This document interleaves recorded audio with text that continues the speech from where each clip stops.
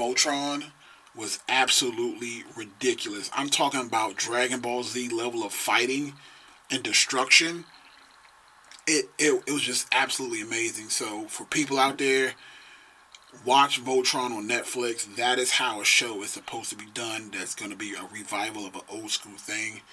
I just had to get that out there because again, I was so proud of what I was watching on TV. So, Man, they better give me an Avatar show because Korra is. I hate Korra. oh, you know what? I'm not even gonna let you take me to that rabbit hole. We'll add that as a topic onto a later point because I'm not about to have you disrespect Cora. Uh, What? She's the trash. All right, no I, mind. I'm sorry. you know, We gonna discuss that another time. you know, you know what, guys? Follow Ghostman on Twitter at Low Fat Snack or whatever you get. Low fat breakfast. Low Fat Breakfast. Follow him on Twitter. Send all your hate mail to him. I am an avid Cora fan. Don't come after me. Go after him.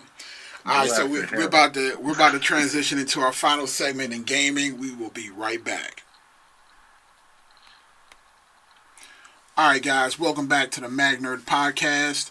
We are on our final topic, and we are now on to gaming. And again, there's not been a lot of gaming news that have come out, so right now I just wanted to really touch on what's coming out this month. So in the month of July, we only have two major releases. We have UFC 3, and then we actually have a remake of Red Faction. Ghost, do you remember playing Red Faction back in the day? Oh my God, do I? Yeah.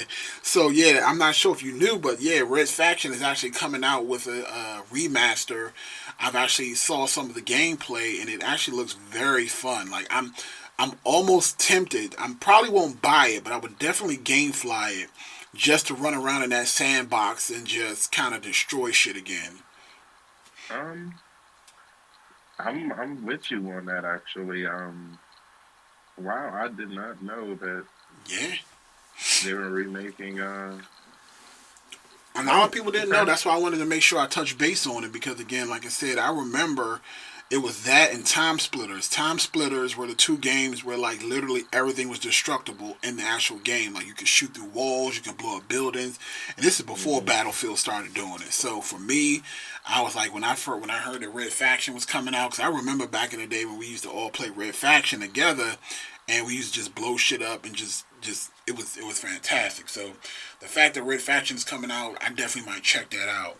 Now, you are a huge Fortnite guy. I just started getting into Extremely Fortnite. huge. Uh, I, for one, I enjoy it. I see why it's so popular, but again, I do see it as a fad that will probably disappear soon. But not it definitely doesn't have the stay power that Overwatch has, in my opinion. But I disagree, but no, I good. mean that's fine. I mean, again, the only time will tell on that. But again, Yeah. I'll put it like that. People used to say the same thing about PUBG. PUBG, everybody said that PUBG was the future, that nobody was going to stop playing PUBG, and now PUBG has basically gone to the wayside for Fortnite. And again, I am the same proponent of the same thing I say with music and rap, that people are bandwagoners. Like, it's fun now until something else comes out, and then they're going to take their attention, and then they're just going to move on. That's just how fickle people are. But the reason for talking about Fortnite is basically there is this big drama over cross-play as well as cross saves. Now, the story is, of course, everybody knows right after E3, we found out that Nintendo had gotten Fortnite on their system. So a lot of people logged on, try to figure out what was going on, why they couldn't use their Fortnite saves from PlayStation onto the Switch. So the way that it works is that Fortnite is actually who? Wait a minute, who created Fortnite again? Who's it developed by? Same people that made Borderlands. I forgot their name. Gearbox. Is that Gearbox. It So could be yeah, Gearbox. I think. I'm. Forgive me. There's no reason I forgot that. But yeah, right. same people that So made essentially, Borderlands. the username that you set up for that account is actually third party. So it's online. So it's linked to all of the systems that you have. So if I signed up and you were playing it on Xbox, if you decided to download Fortnite on your cell phone, all the stuff that you've earned in Fortnite on your Xbox, you should be able to play it on your cell phone account. Same thing with PC, if you played on PC, all your skins, all the stuff that you've earned would be playable on that system as well as playing it on Switch. But if you own a PlayStation 4, say for instance, I decided to get Fortnite on PS4. Now, you gave me the free code to play Fortnite on Xbox. That's why I started it on Xbox.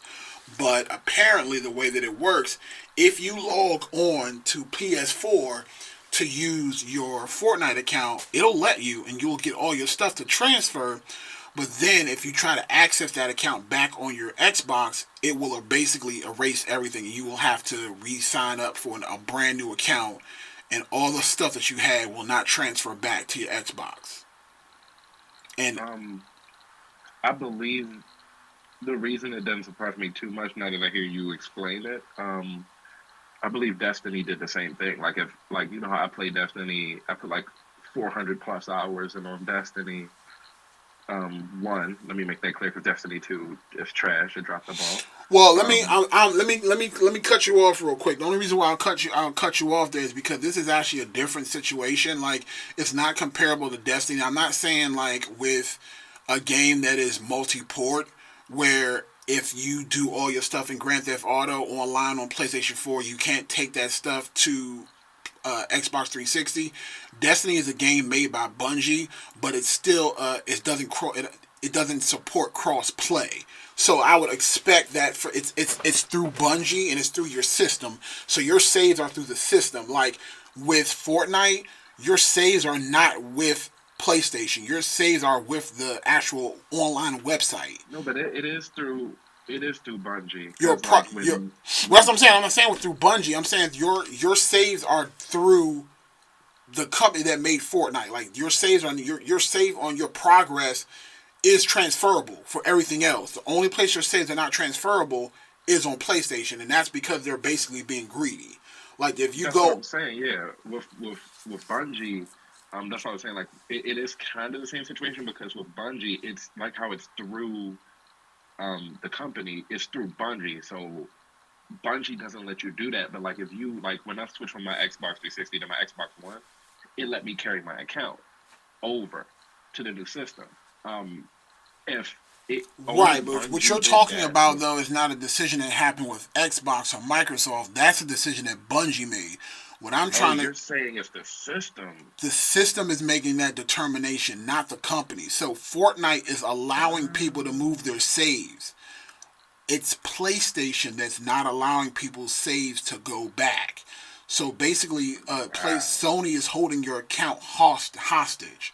So so what's going on is that Fortnite is saying that hey, we support crossplay. If you want to play your game on Xbox, if you want to play it on PlayStation, if you want to play it on Nintendo or PC, we are okay with that. Your save files can go anywhere. Your progression, because again, think about it.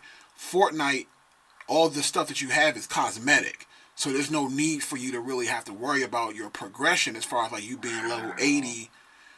The only issue is that because PlayStation is in the first quote unquote first place, they don't want they want all the skins and stuff to be purchased on PlayStation 4. They don't want you to buy skins on Xbox or on Nintendo and then bring it back to PlayStation. They want all the money.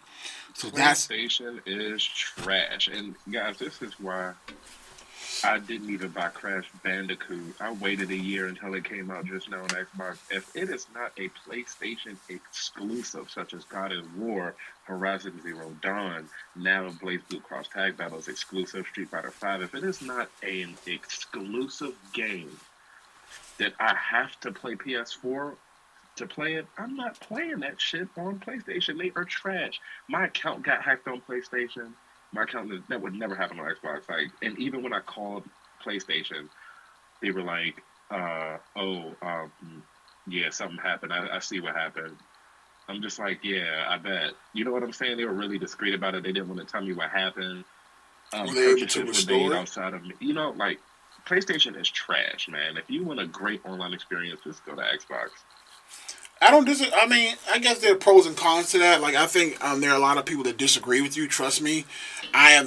As you know, I've all I'm not going to sit here and say I've always been a PlayStation. I mean, a Microsoft guy, because I'm not going to lie to you. When the Xbox One first came out, I didn't buy one. Like, I didn't buy an Xbox for the first two years that it was released, because I was strictly PlayStation, because I was not happy with the decision that Microsoft made to do always online. I thought their release of Xbox One was just complete garbage. The only reason why I broke down and bought an Xbox was because of Tomb Raider. They had an exclusivity on Tomb Raider, and that was the only reason why I got it. And then even when I got the Tomb Raider edition. It was the 1 terabyte. It came with the original Tomb Raider, and I got Tomb Raider 2 at the Rise of Tomb Raider in the same package. That's the only reason why I got it. Man, let me say this too. It's to the point, guys, where I'm getting Kingdom Hearts on Xbox. I was like, oh yeah, bet.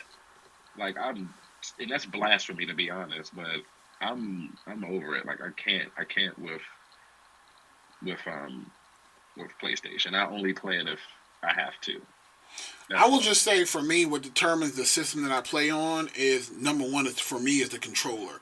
Like, I've always said that Microsoft has this superior controller. So whenever I'm playing third person games or first person shooters, Microsoft's controller is just superior to me. I think you're right. Mhm. Where for PlayStation, I mainly play games on that either I have friends on, which is why I got Monster Hunter on PlayStation, because of you and Cam. But Only reason I got it on there, man, is because of Cameron. and then also for exclusives, like God of War was an amazing game, and I will never take that away from Sony. But again, we all know that Sony is the king of exclusive titles right now. So and trust and believe, when Uncharted, well, not Uncharted, when Last of Us 2 comes out, there's nothing that's going to stop me from playing that. But Oh, absolutely. when games like the Tomb Raider comes out this year, I'll be playing that on Xbox.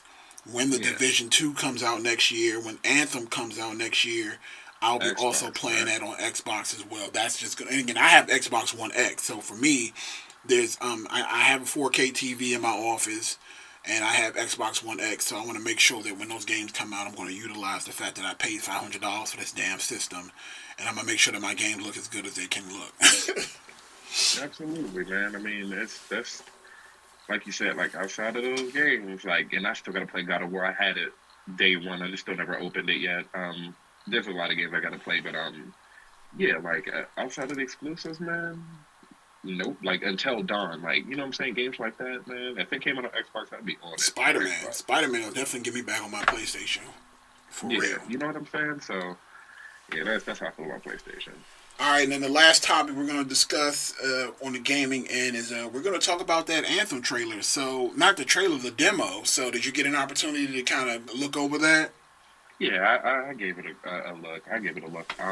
So, well, Even. before you get into it, so just so that Mhm. people know, so if you were not familiar, Anthem it won E3's action game of the show, and what we saw when it actually was revealed was probably like a 10-minute demo.